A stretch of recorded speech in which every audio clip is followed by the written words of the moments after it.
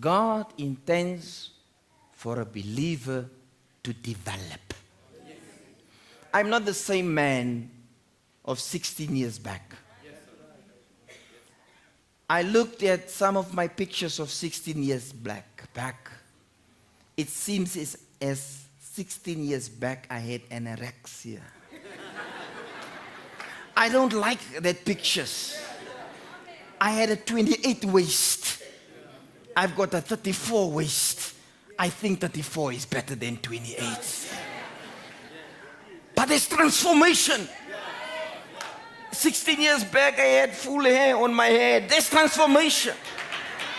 Even I transformed in my style of dressing. There are some people, they dress like the 60s. You need to move on in life. There's other people, they are still stuck with Jimmy Swaggart's glasses. You need transform.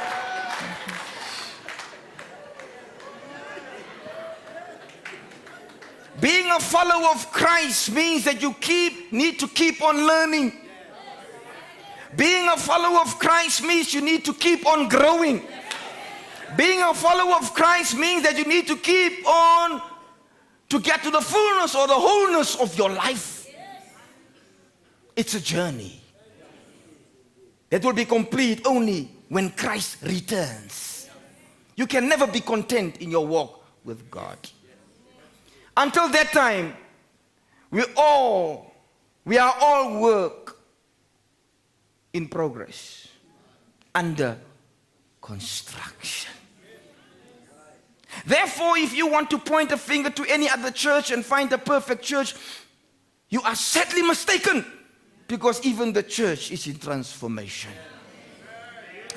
There is no perfect people in any church. Iron sharpens iron. And so the one sharpens the of the other. Philippians 3:12-14 says, I don't mean to say that I have already achieved these things or that I have already reached perfection, but I keep working towards that day when I will finally be all that Christ Jesus saved me for and wants me to be. We don't mind even if you struggle a little with gossiping here and there, as long as you progress. But if you gossip last year, this year you mustn't gossip. There must be progress. But if you gossip for your whole life long, we don't mind if you are offended when you're a baby Christian. But when you're now 10 years saved, somehow offensiveness needs not to be with you. Otherwise, there is growth problems.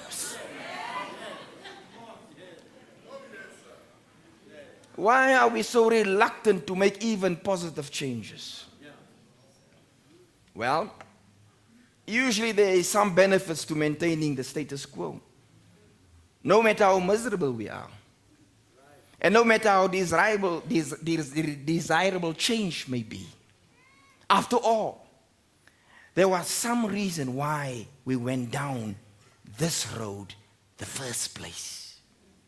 Because while we were sitting in our seats and the preacher was busy preaching, there was a measure of faith released. And somehow while the preacher preached, I realized that I have a lack in my life. And because of what the preacher projects, I decided based on that there's a need for Christ in my life.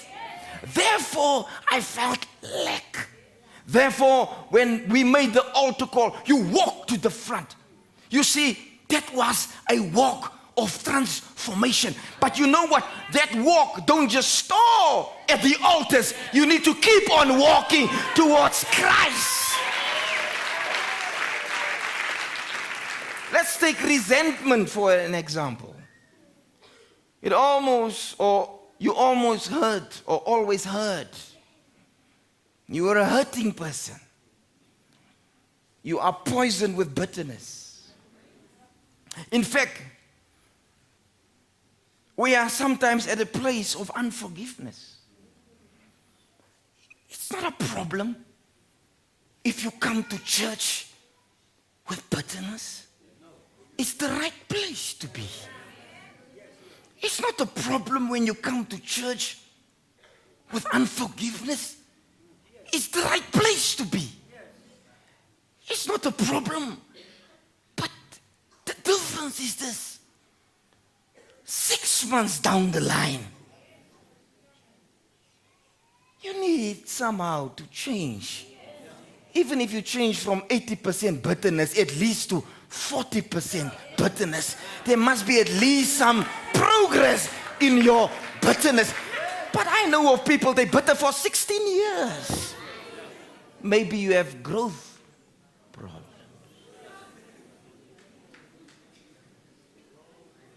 Change is not free, but it is worth it. Perhaps because hatred gives us a feeling of strength. Because when you hate, your whole body dries up. When you mention a name, your voice changes. It gives you a feeling of strength. But do you know that if you want to change, you need to let go of that strength of bitterness, because change is not free, but it is worth it. You see, you think you will embarrass yourself if you say, I'm sorry. The truth is, change is not free, but it is worth it. Letting go of the hate would make us feel weak. Change is not free, but it is worth it. Let go of this hate will let you feel helpless. Like I'm always the one that must say, I'm sorry. You feel helpless, and it's right to feel like that. But change is not cheap.